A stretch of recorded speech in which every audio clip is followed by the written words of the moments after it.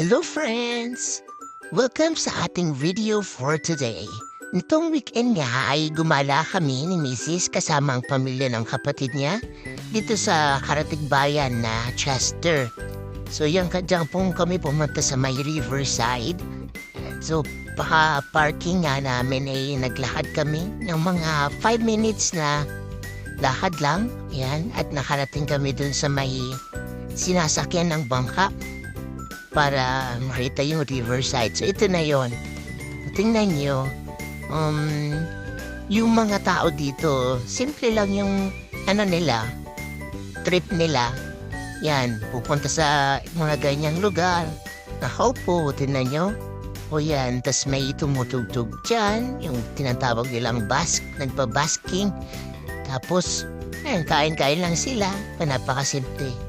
O at yan nga ay nakasakay na kami dun sa bangka. Tapos doon kami sa may taas na parte ng bangka nakasakay para kita namin yung view.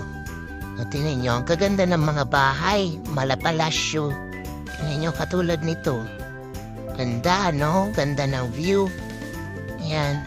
Ito nga ay may bayad pala. Yung sa adults ay 9 pounds each. Pag bata naman ay 5 pounds. Pero kung less than 5-year-old pa yung bata ay free.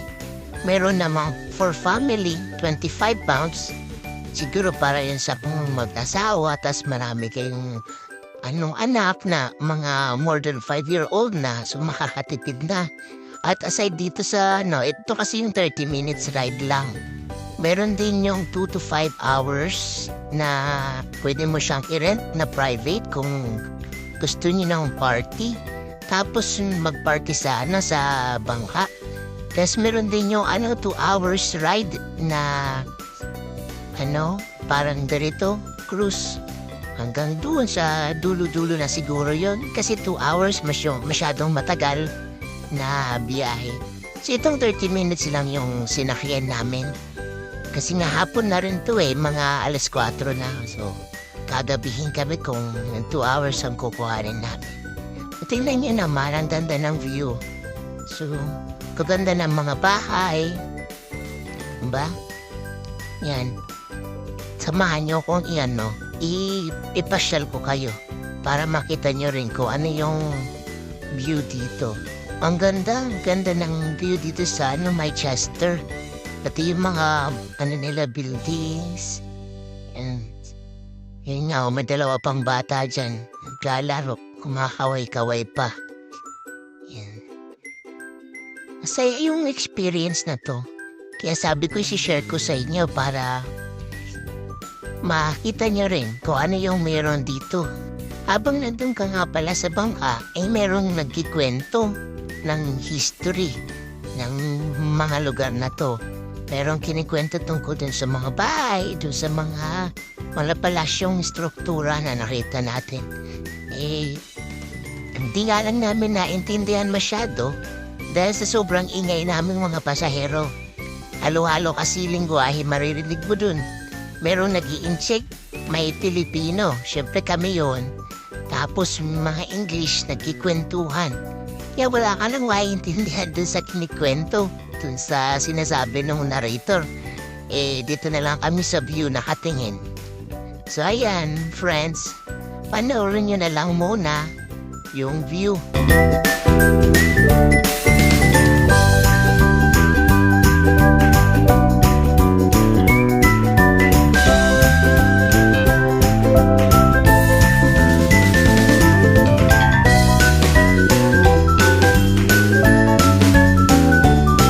Ito naman friends, pwede pala kayo magrenta din ng ganyang klase lang boat. Yung maliit lang, mga 4 lang pwede magkasya.